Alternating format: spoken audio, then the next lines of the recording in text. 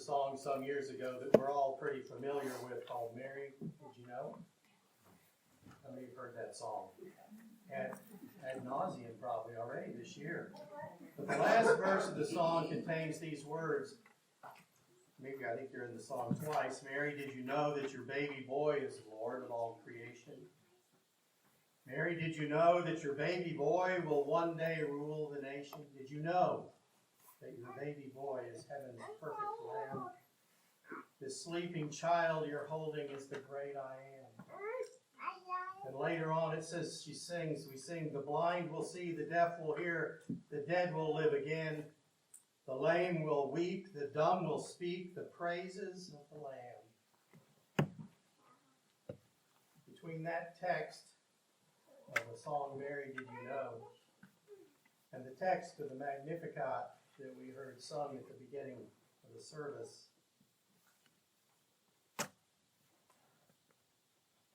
coalesce to tell us what to expect from the life of Jesus. And if you'll think back to 2 Sundays ago, because I know you all were in church, we read from Matthew 11, where John sends his disciples to ask Jesus if he's the one. And Jesus says, go back and report to John what you hear and see. The blind receive sight, the lame walk, those who have leprosy are cleansed, the deaf hear, the dead are raised, and the good news is proclaimed to the poor.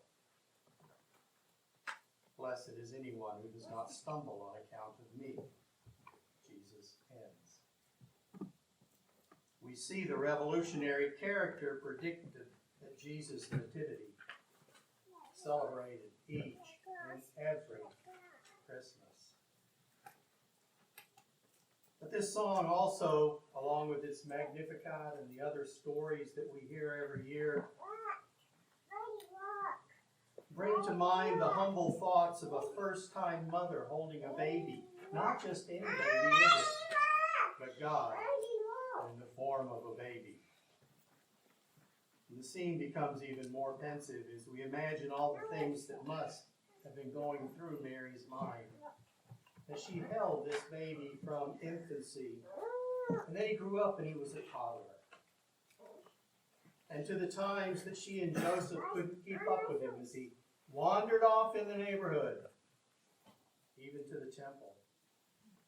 If you're a parent, or a teacher, or an aunt, or an uncle, or even were just a child yourself, you can remember some of the milestones that come along with being a child or being someone who cares for a child.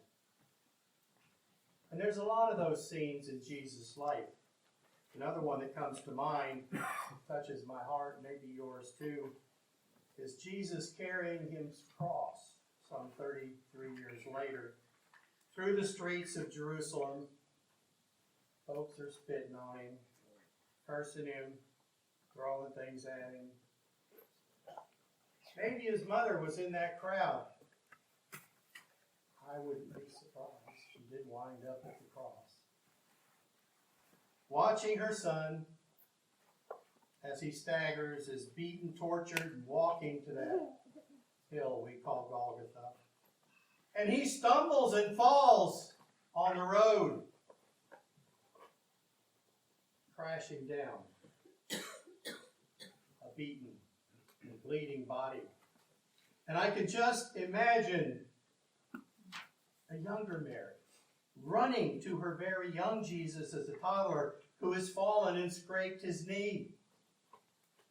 Her motherly instincts taking over with tears in her eyes as she runs to make sure that the child, her child that she loves, is okay. And she can't do it now. There is no more hopeless. Those are two, I think, powerful and emotional images that humanize Jesus for me. They're dramatic, they're pensive, they're reflective, and they allow us to begin to see Jesus, the Son of God, Emmanuel, God with us, as human, totally human at this time. A man with a mother, and we see a mother with a son, that she has held in her arms since he was a precious baby. The great preacher Fred Craddock once said, "The church cannot live on the thin diet of fond memories." I think that's his way of saying you can't live in the past, which points to the most difficult struggles in our Christian faith. Is this Jesus story that we tell just an emotional story? Is the Bible a collection of remarkable emotional stories of hope and struggle, filled with giants who are slain, battles that are miraculously won, seas that are parted? Or is it even true? Is this Jesus just another one of those dramatic stories, a fabrication of our mythology? Is this the diet of fond memories, or is it true? It's not enough for us to come and talk about an amazing story. It's not enough to imagine angels singing to shepherds, wise men coming from the east to visit a storybook king, or a mother who is watching a young baby grow up to be the hero in a work that some call fiction. It's not enough for us to retell this story through children's plays, although I love to see them. It's not our warm feelings that we gather to rekindle on Christmas. For this baby is not only the son of the Jewish woman, Mary, he's also our son. Isaiah says it in chapter 9, "For to us the child is born. To us a son is given." And then we know the rest, don't we? "And the government will be upon his shoulders, and his name shall be called Wonderful Counselor, Mighty God, the Everlasting Father, Prince of Peace." But it was a child who was born for us, you and me. It's our child too. And we must come to a point of accepting the ownership of Jesus as God has come to claim his ownership of us. God's people, selected by God. We must come to recognize this baby Jesus as our son. This flesh and this blood was real flesh and blood.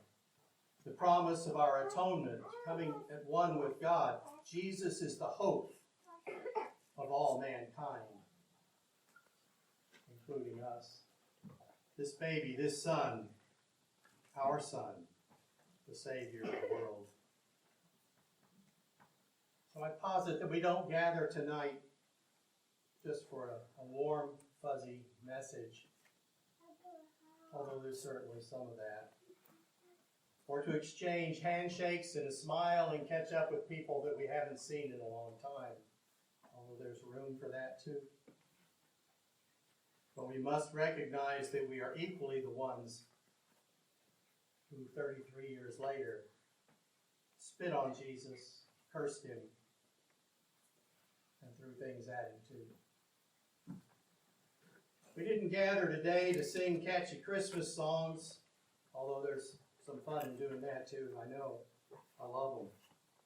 We gather together at this day to proclaim a risen Savior, his death, his burial, and his resurrection. But most of all, that this son of Mary's, this son of ours, that we helped kill, loved us, died for us, and is promised to come again.